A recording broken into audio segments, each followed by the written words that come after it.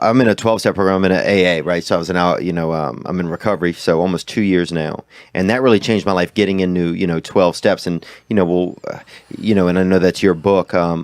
But one of the things that stuck with me is esteemable people do esteemable things. And it's like... Right.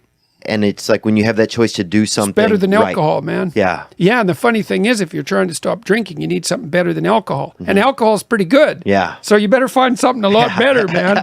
Yeah, and it is. And then esteemable people do esteemable things. It's like, well, you want to figure out something that you're doing with your life that's worth not getting drunk and screwing up. Yeah. Right. Because that's fun. Yeah, you want to have something on the other side of that teeter-totter that has some value to you. You bet. And so that you can think, no, I'm not going to get drunk and screw that up. Right. Because, you might say, well, why do people drink too much? It's like, if you like alcohol, that's a stupid question. Yeah. Right? It's like, why do people drink too much? Well, because it's great. Yeah. It's like, okay, so why stop? Well, you do stupid things when you're drunk. You hurt yourself. You compromise your health. It's really hard on the people around you. You tend to turn into a liar, and it screws up your life. Yeah. It's like, but it's pretty fun. Yeah, well, it is. But you need something better than that. And what's better isn't being straight and not making mistakes. It's like that's all prohibition in some sense. What's better is, no, you need an adventure, man. You need to get out there and have something to do. Yeah. And something worth waking up for. And that's the substitute for the addiction. Actually, the addiction is the substitute for that, if truth be known. Right, but eventually you can flip that around, and you can find that the much girthier and more. There's a lot of sexy weight in having self-worth, and that's what I've started to slowly find in my life. Yeah, and you might also, like, the thing too is, there's something kind of, I don't know, the bar scene, the heavy drinking scene, there's something kind of edgy about it, and something kind of adventurous about it. And, you see that it's kind of dramatized in people like Tom Waits, who's got that real hard edge, or Johnny Cash, or people, hard living guys. Oh, yeah. Guys with 6 or 7 livers in them. Yeah, exactly. Yeah, well, there's something kind of romantic about that. Yes. And fair enough, but, well, then what that means is you have to build something like that into your own life. So maybe you need to take an adventurous trip now and then. You got to have something there that's edgy to replace that. And sometimes if people need a catalyst, so there's that moment, right?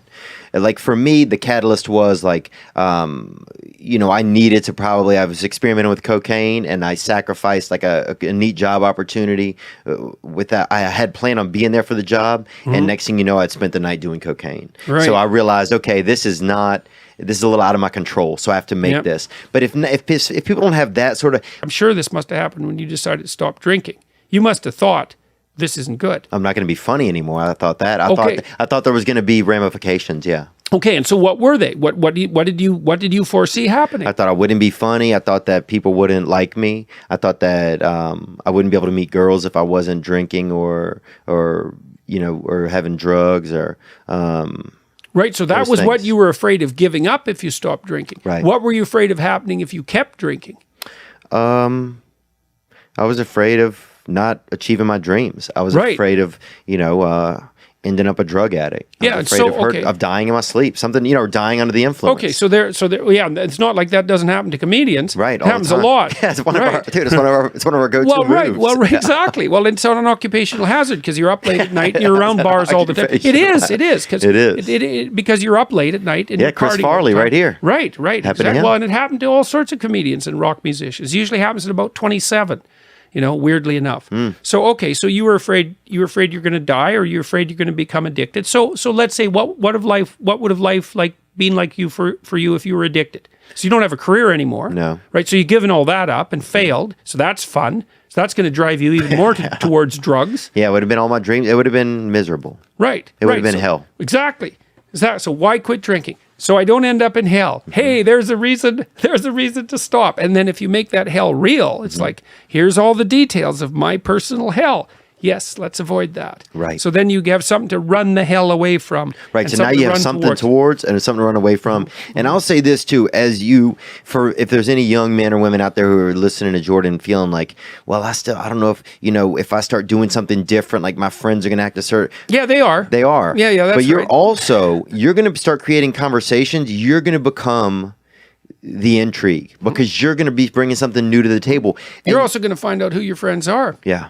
Because if you're starting to put your life together and you have friends that object, those are not friends. Those are just people you know. They're not friends, because a friend is someone, this is one of the hallmarks of a friend. Here's 2 hallmarks. A friend is someone you can tell bad news to, and they won't tell you why you're an idiot, and they won't interfere with your suffering. They'll just listen, and maybe they'll suffer along with you. Okay, so you can tell bad news to them, and they won't tell you some worse thing that happened to them. They'll listen, and they'll suffer along with you. But a friend is also someone you can tell good news to, and the friend will say, wow, in this vale of tears, something good happened to you. Great, man. Congrats. I'm wonderful. It's rare. It's unlikely. Good for you. I hope 10 more things like that happen. And they're not envious, and they're not jealous, and they're not one-upping you. And if you're trying to get your life together, it's actually, if you're trying to get your life together and your friends get in the way, that's actually real useful for you, because you've now identified who your friends aren't. And you might think, well, I can't give them up. It's like, oh, yes, you can. And not only can you should, and it would be better for them, because if they're aiming down and they want you going down with them, there's nothing good about what's happening to them, and there's certainly nothing good about that for you. Yeah, they're not going to, and then they're going to learn, wow, I'm going to lose friends if I continue in these directions. Yeah. Exactly. Why is it hard for people to let go of what's so familiar to them, even if it's bad? Well, because it's complicated. And the thing, that's a really good question.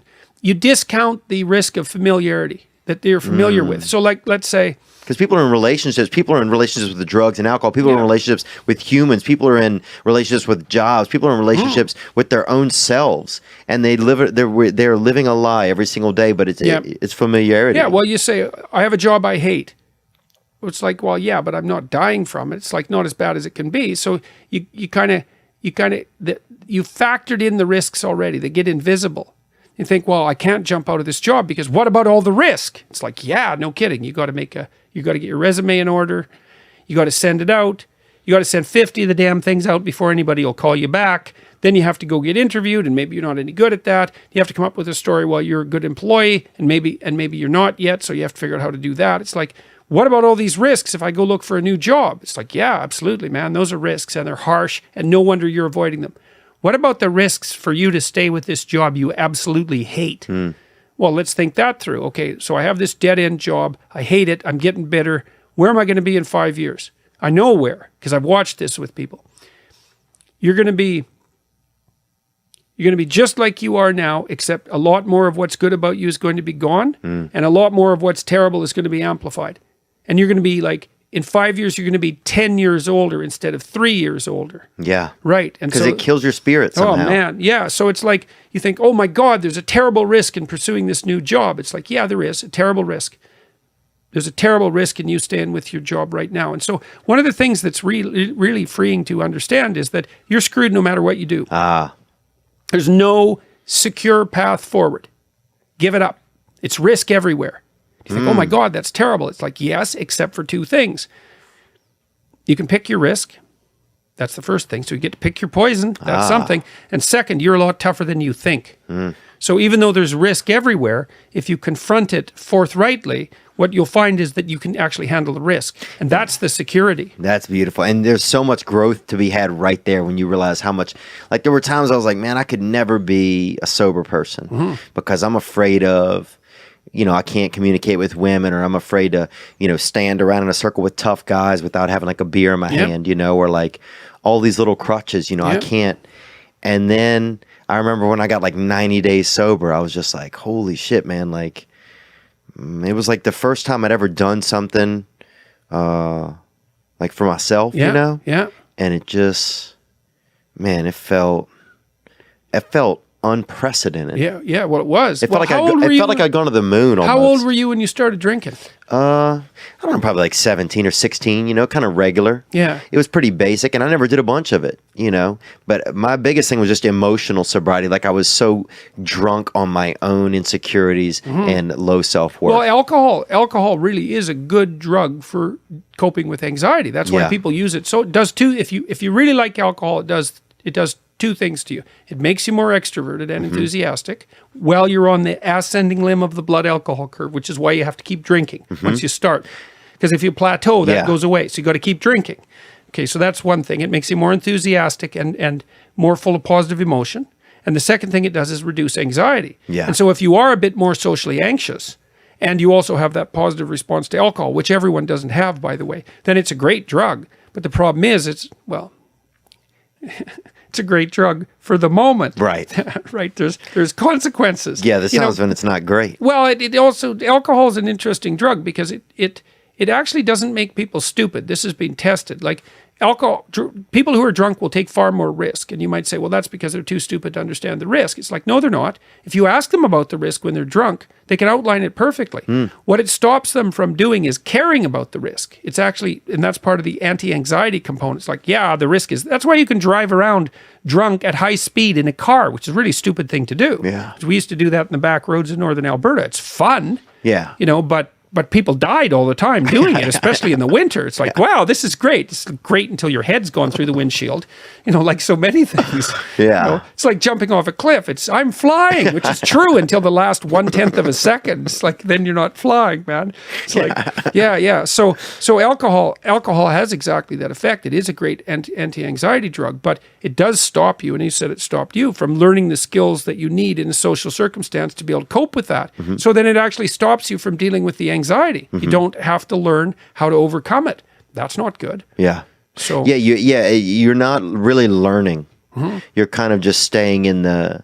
You're baiting you're kind of meeting the anxiety with a little bit of light medication, but you're never getting through whatever the anxiety was. Yeah, you don't have to learn the skills. Well, Right. you said you like to stand there with a beer in your hand. Well, give you something to do. You didn't know what else to do. And then you didn't have to learn. Right. I had the same issue. Like, I started drinking when I was 13, probably. Yeah. And that's late in Canada. yeah, that's right. I mean, I was way behind my neighbors. They were slugging it back when they were 4. Oh, I've been in Edmonton and I've seen people. I mean, it's just people love to drink up there. They it's just certainly do. it's a fun culture, right? It's, And it's a cultural thing. Well, the farther north you go, the more the drinking becomes necessary, especially in the winter, So, and there's not that much to do in those isolated small towns. Yeah, I drink my own blood probably. Yeah, if I well, got that's further it. enough, Well, that's funny. When I used to go back to the little town I was from when I was an adult, even if I hadn't really had anything to drink for years, it was like, well, what are we going to do? Well, let's go to the bar. Why? Well, because there actually isn't anything else to do. So, and so you end up there. But the alcohol it's a hell of a drug, man. Do you gotta think? Watch it. Do you think it's going to get outdated? I start to think that alcohol is almost a drug of the past. Slowly, like I could see us like with psychedelics and stuff like that becoming a little bit more in like the common sphere of conversation. Well, it'd be interesting to see that we just legalized marijuana in Canada. Yeah. Like it's not completely legal yet, but the bill was passed, and so Canada is doing this countrywide experiment. And I know there is some data showing that in counties in the U.S. where marijuana has been legalized, the overuse of opiates for pain has decreased substantially. That's awesome. And the crime rates have gone down. Interesting. Well, people stoned on pot. Like, dude, it's hard to pick somebody's pocket. Go break into a building? Yeah. I don't think so. You're just not going to get it together. You might knock for a long time. Yeah, I think you might knock at the front door. I don't think you're going to break in. And you're not going to. You might. That's right. You might knock. You're not going to go out. What are you going to go out in the alley and have a fight? No, you're not. A real slow fight. Yeah, that's right. Well, you're watching your hands. Like, so it's like chess with your hands. Exactly.